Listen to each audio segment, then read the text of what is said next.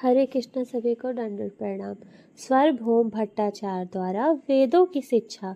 बाद में यह पता चला कि भट्टाचार्य भी नवद्वीप क्षेत्र के रहने वाले थे और उनसे यह ज्ञात हुआ कि भगवान श्री चैतन्य के नाना लीलांबर चक्रवर्ती सार्वभौम भट्टाचार्य के पिता सहपाठी थे।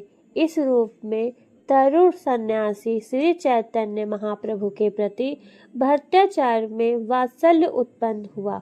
भट्टाचार्य महाशय शंकराचार्य संप्रदाय के अनेक सन्यासियों के प्राचार्य थे और वे स्वयं भी उसी संप्रदाय से जुड़े थे।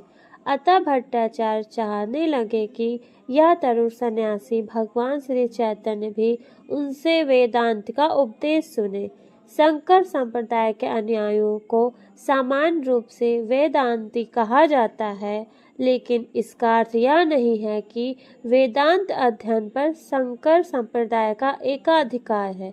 वेदांत का अध्ययन सारे प्रामाणिक संप्रदायों द्वारा किया जाता है, किंतु उनकी अपनी अपनी व्याख्याएं हैं।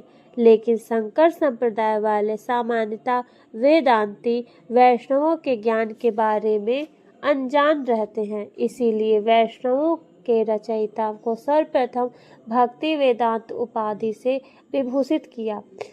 महाप्रभु ने भट्टाचार्य से वेदांत पर शिक्षा ग्रहण करना स्वीकार कर ली और वे दोनों भगवान जगन्नाथ के मंदिर में साथ साथ बैठे। भट्टाचार्य 7 दिनों तक लगातार बोलते रहे और महाप्रभु पूरे ध्यान से उन्हें सुनते रहे, लेकिन उन्होंने कुछ प्रतिभाव नहीं दिया। महाप्रभु की चुप्पी ने भट्टाचार्य के मन में कुछ संदेह उत्पन्न कर दिया। अतः उन्होंने पूछा कि महाप्रभु ने उनकी वेदांत व्याख्या के विषय में कोई प्रश्न क्यों नहीं किया या कोई टिप्पणी क्यों नहीं की। वेदांत सूत्र की महाप्रभु द्वारा की गई व्याख्या। महाप्रभु तो भट्टाचार्य के समक्ष अपने को मूर्ख विद्यार्थी बनाए रहे और ऐसा स्वांग किया कि वे उनसे वेदांत इसीलिए सुन रहे हैं क्योंकि भट्टाचार्य का मानना था कि यह सन्यासी धर्म है। लेकिन महाप्रभु उनके भाषणों से सहमत नहीं थे। इससे भगवान ने इंगित किया कि कोई चाहे शंकर संप्रदाय के तथाकथित वेदांती हो या किसी अन्य संप्रदाय के जो शील व्यासदेव के आदेशों का पालन नहीं करते, वे वेदांत के यंत्रवत विद्यार्थी हैं। वे इस महान ज्ञान से पूर्ण रूप से अवगत नहीं होते। वेदांत सूत्र की व्याख्या व्यासदेव ने स्वयं श्रीमद् भागवतम के मूल पाठ में दे दी। जिसे भागवत का ज्ञान नहीं है वह कठिनाई से भी समझ नहीं कि वेदांत का मर्म क्या है। भट्टाचार्य बहुश्रुत विद्वान होने के कारण लोकप्रिय वेदांती पर महाप्रभु के व्यंग्यात्मक आक्षेप को समझ पाए। अतएव उन्होंने पूछा कि यदि कोई बात समझ में नहीं आती तो पूछते क्यों नहीं। भट्टाचार्य उनके इतने दिन तक मौन रहने का प्रयोजन समझ गए।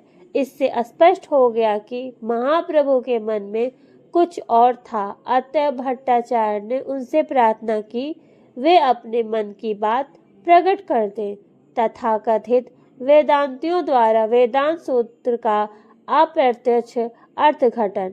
इस पर महाप्रभु इस प्रकार बोले, हे महाशय, मैं वेदांत सूत्र के जन्मादर्श यथा शास्त्र योनित्वात् तथा अर्थातो महाजिज्ञासा जैसे सूत्रों के अर्थ को तो समझता हूँ, लेकिन जब आप इनकी व्याख्या अपने ढंग से करते हैं तो उन्हें समझ पाना मेरे लिए कठिन हो जाता है। सूत्रों का प्रयोजन पहले से उन्हीं में वर्णित है, लेकिन आपकी व्याख्याएं उन्हें किसी और बात से प्रत्यक्ष कर देती हैं। आप जानबूझकर सूत्रों का सीधा अर्थ ग्रहण न करके अप्रत्यक्ष रूप से अपनी व्याख्याएं देते हैं। इस प्रकार महाप्रभु ने उन सारे वेदांतियों पर आक्रमण किया जो अपने निजी स्वार्थ की पूर्ति के उद्देश्य से सीमित चिंतन शक्ति के अनुसार वेदांत सूत्रों की अपनी स्वयं की व्याख्या कलात्मक रूप में करते हैं। यहाँ पर वेदांत सूत्र जैसे प्रामाणिक साहित्य की ऐसी अप्रत्यक्ष व्याख्याएं की महाप्रभु द्वारा भर्त्सना की गई। हरे कृष्णा। सभी को दंडवत प्रणाम।